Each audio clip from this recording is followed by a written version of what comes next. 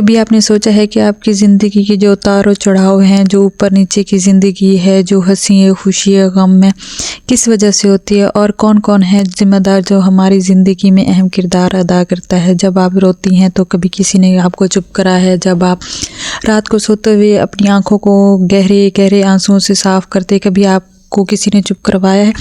कभी आपके बारे में किसी ने सोचा है, कभी आपके बारे में किसी ने पहचाना है कि ये इसकी ज़िंदगी का हमारी अंदर क्या अहमियत है, क्या वैल्यू है, क्या किसी ने आपको कभी महसूस करवाया है। कोई भी किसी के बारे में नहीं सोचता, तो हर किसी को अपने बारे में ही सोचना चाहिए। तो जब तक कोई आपको अहमियत नहीं देगा, आपके बारे में नहीं सोचेगा, तो आप क्यों रुल रही हैं, क्यों खप रही हैं, क्यों ऐसे टॉक्सिक रिश्ते को निभा रही हैं। ना खुशी होना बहुत ज़रूरी है, चाहे वो मियाँ बीवी का हो, बहन भाई का हो, या हो ससुराल वालों के साथ, या हो अपने बच्चों के साथ। हर किसी का हक है और खुश रहने भी चाहिए। लोगों की बातों को इग्नोर करें और अपनी लाइफ को आगे बढ़ाएं। अपनी इम्पोर्टेंट जो आपका इम्पोर्टेंट वक्त है, अपना क्वालिटी टाइम है, अपने आप को दें, अपनी फैमिली को दें, अपनी आगे जो ज़िंदगी बढ़ रही है उसको देखें। हर शख्स नहीं, हर शख्स के काबिल हर शख्स को हम अपने लिए सोचा नहीं करते। बिस्मिल्लाहिर्रहमानिर्रहीम, अस्सलाम वालेकुम, welcome to back in other vlog. कैसे हैं आप सब लोग? अल्हम्दुलिल्लाह मैं भी ठीक ठाक और खैर खैरियत से हूँ। आज की वीडियो में कुछ चंद पॉइंट मैं आपसे डिस्कस करूंगी जो बहुत ही अहम और ख़ास हैं। वीडियो को आपने लास्ट तक देखना है और साथ में अपनी डेली रूटीन भी आपके साथ शेयर करूंगी कि मैंने आज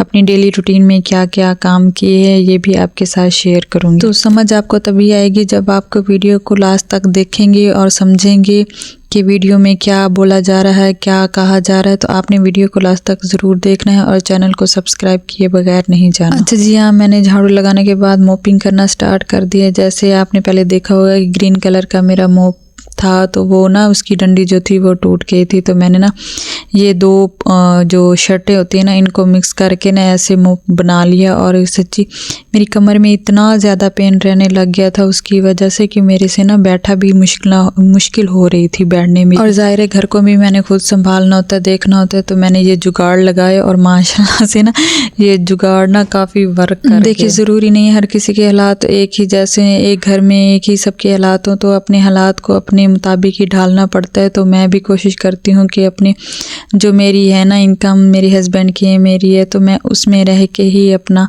गुजारा करूँ। अच्छा जी, तो चलते हैं हम अपने टॉपिक की तरफ। सबसे पहले मैं कहूँगी जो हमारे माइंड में ओवर थिंकिंग होती है ना, ये हमारा घर उजाड़ देती है, हमारी ना वैल्यू जो अपनी होती है वो ख़राब कर देती है। जब हम ना इधर उधर सोचती रहती हैं फजूल की बातें, तो हमारे दिमाग में ना फजूल की चीज़ें पलती रहती हैं। सबसे पहले ना आपने इस चीज़ को अपने अंदर से ख़त्म करें। जब ओवर थिंकिंग ख़त्म करेंगी तो आपकी ज़िंदगी बहुत ईजी और आसान हो जाएगी। ओवर थिंकिंग सोचने की बजाय आपने इस्तग़फ़ार पढ़ लें, बिस्मिल्लाह की तस्बीह कर लें, दुरूद पाक पढ़ लें, चाहे छोटा हो चाहे बड़ा हो, नेकी भी बढ़ेगी और ओवर थिंकिंग से भी आप बच जाएंगे और एंग्जाइटी डिप्रेशन से भी बचे रहेंगे। अच्छा, डिप्रेशन भी तभी होता है जब हम ना डिप्रेशन खुद लेती हैं, खुद इसलिए लेती हैं कि हम ओवर थिंकिंग कर रही होती हैं, सोच रहती हैं फजूल चीज़ों की जो हमारी ना लाइफ में कोई अहमियत ही नहीं रखते।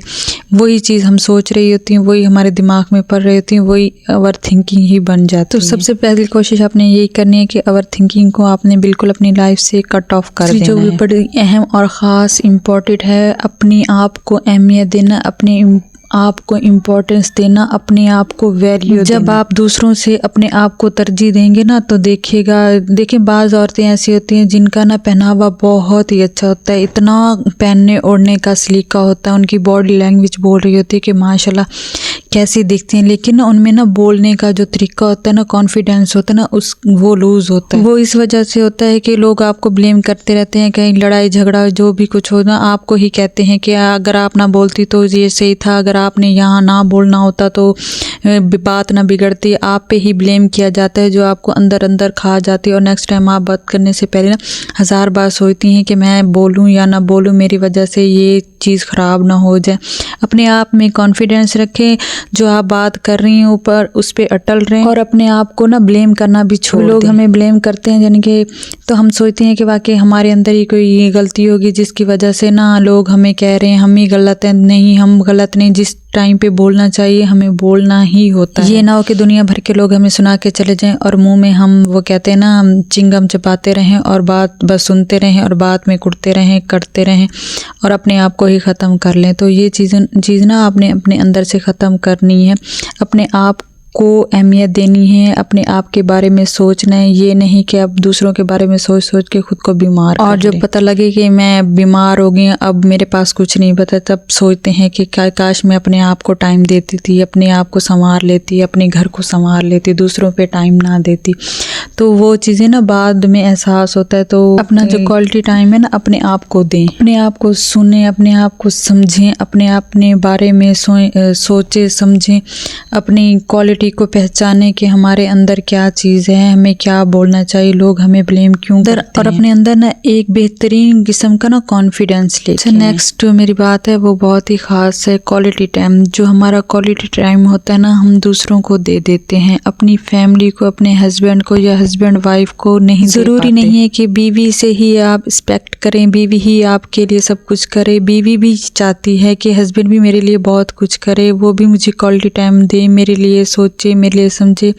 डिप्रेशन में औरतें इसीलिए जाती हैं कि हस्बैंड उन्हें टाइम नहीं देते, उनकी बात नहीं सुनते, उनकी बात नहीं समझते। तो इसमें कसूर किसका? तो दोनों को चाहिए कि पहले सबसे पहले एक दूसरे को क्वालिटी टाइम देने, अपने बच्चों को दें जो वक्त बचता है, अपने बच्चों को अच्छा खिलाएं, अच्छा पिलाएं। जब हस्बैंड बीवी के दुख सुख सुनते हैं, बात करते हैं, तो बीवी की जो दिन भर की थकावट होती है 2 मिनट में ही उतर जाती है। तो दूसरों को टाइम दें जितना वो उनका ज़रूरी हक है, लेकिन अपनी बीवी बच्चों को सबसे ज़्यादा टाइम दें। और बीवी को भी चाहिए कि हस्बैंड का ख्याल रखे, उसके आने पे तैयार हो, उसके आने पे ही सजे संवरे, उनसे हंस के बातें करें, प्यार मोहब्बत की बातें करें ताकि हस्बैंड को भी अच्छा नेक्स्ट पॉइंट मेरा ये है कि खुशी क्यों ज़रूरी है? खुशी इसीलिए ज़रूरी है कि खुशी हमें जवान रखती है, खुशी हमारी ना अंदर बसी हुई है। अगर हमारे हस्बैंड हमें खुश रखे ना, अगर हम 50 साल की हैं ना तो कसम से 20 साल की लगे। और अगर हमारे अंदर दुख गम नाचारी बसी हुई होगी ना, हम 20 साल की होंगी ना तो लगेंगी, चाहे एक बच्चे की माँ ही क्यों नहीं है तो 50 साल की ही लगेंगी।